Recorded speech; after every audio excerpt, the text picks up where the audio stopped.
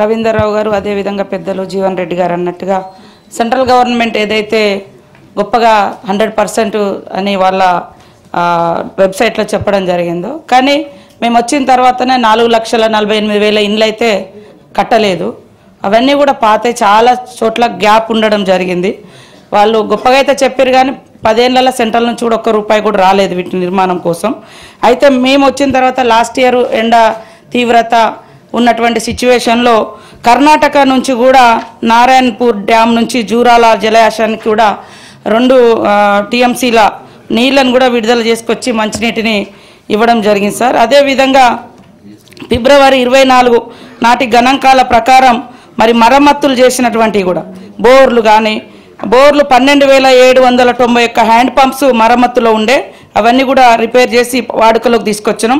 7,227 single phase మోటార్లు మరమ్మతులో ఉండే, వాటిని కూడా రిపేర్ చేసి వాడుకలోకి తీసుకొచ్చినాం. 5,946 PWS పథకంలో మోటార్లు మరమ్మతులో ఉండే, వాటిని కూడా వాడుకలోకి తీసుకొచ్చినాం సార్. ఇట్లా 626 కిలోమీటర్లు ఇంట్రా విలేజ్ పైప్ లైన్ మరమ్మతులో ఉంది. ఇవన్నీ కూడా మేము గత సంవత్సరం ఎండ యొక్క తీవ్రతను దృష్టిలో పెట్టుకొని మంచినీటి ఇబ్బందులు లేకుండా అందరికీ సరఫరా చేయడం జరిగింది సార్. రవీందర్ రావు గారు అన్నట్టుగా ఇప్పటి వరకు గత 6 నెలల నుంచి 3,21,000 ఇండ్లకు కనెక్షన్లు ఇవ్వడం జరిగింది సార్. మిగిలిన వాటికి ఇంకా 1,28,000 ఇండ్లు ఉన్నాయి. వాటికి తప్పకుండా తొందరలోనే ఇవ్వడం జరుగుతుందని తెలియజేస్తా ఉన్నా సార్.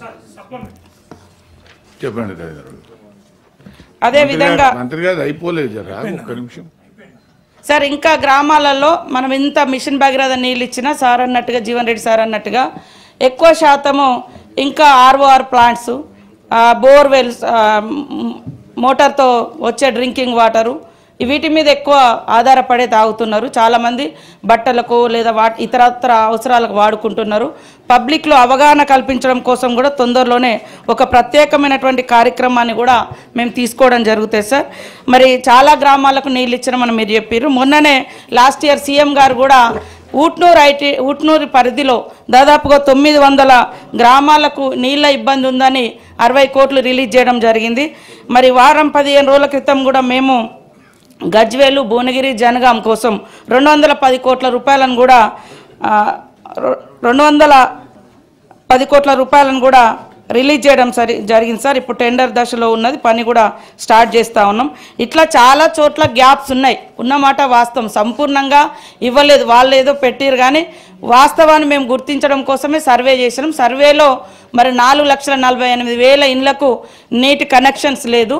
అదేవిధంగా వచ్చే 3,28,000 కూడా ఫోర్స్ఫుల్గా వాటర్ రావట్లేదు, చాలా సన్నగా వస్తుంది.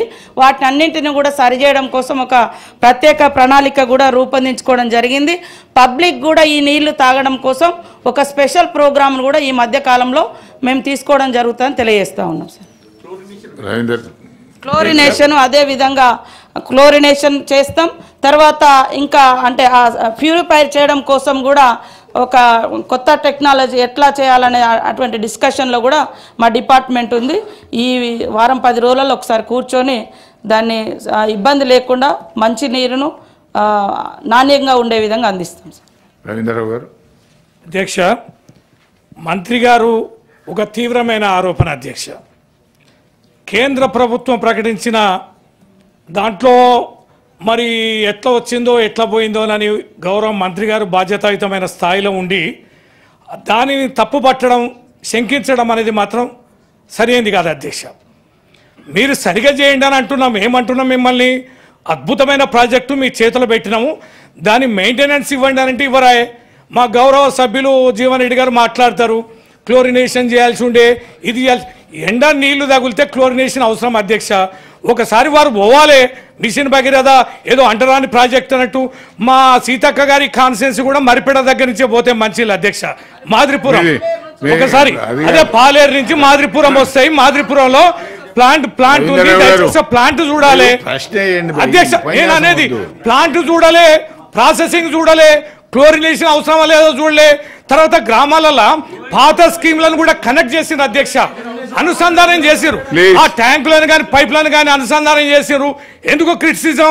ఎందుకు ఆ రకంగా 100% ఇచ్చిందని ప్రపంచం మొత్తం చెప్తుంటే మీరేందో ఇవ్వలేదు, మాకేదో అనుమానం ఉంది. ఎందుకు ఇవన్నీ శంకలు? రవీంద్రరావు గారు ప్లీజ్ కూర్చోండి ప్లీజ్.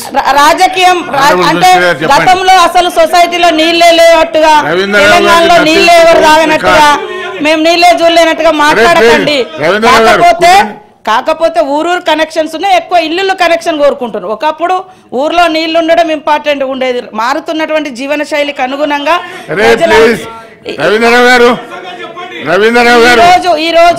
ఈ రోజు మీరు వచ్చిన తర్వాతనే పబ్లిక్ మంచినీళ్ళు తాగుతున్నారంటే మరి మీరు చిన్నప్పటి నుంచి మంచినీళ్ళు తాగి ఎదిగినరా, ఇంకేం తాగేదో నాకు తెలియదు.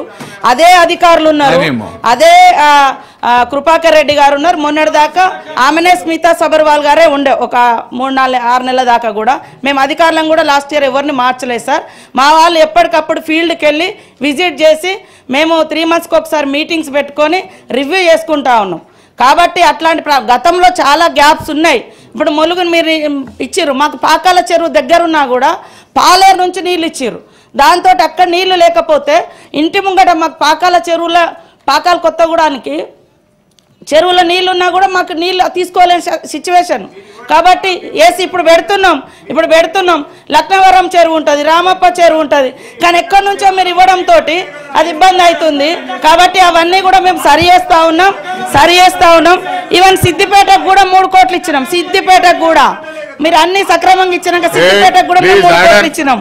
సిద్దిపేటకు కూడా 3,40,00,000 ఇచ్చినాం. ఇప్పుడు గజ్వేలు జనగాం వాటికి 210 కోట్లు ఇచ్చినాం.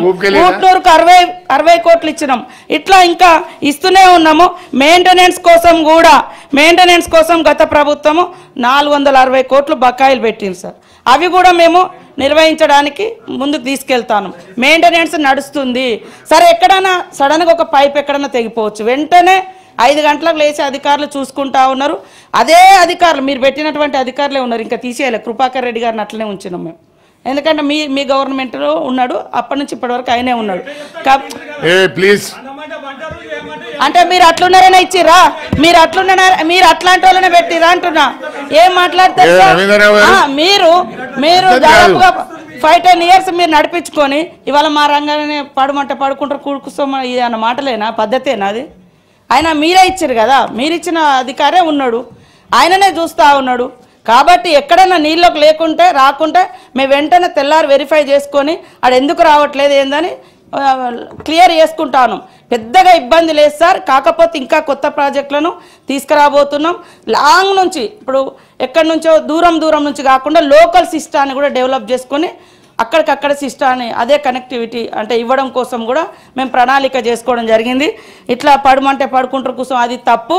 ఆయన మీ హయాంలోనే మీరే పెట్టిర్రు, ఆయననే కంటిన్యూ అవుతుంది. ఆ మాటను వెనక్కి తీసుకోవాలని కోరుతాము. Unparliamentary word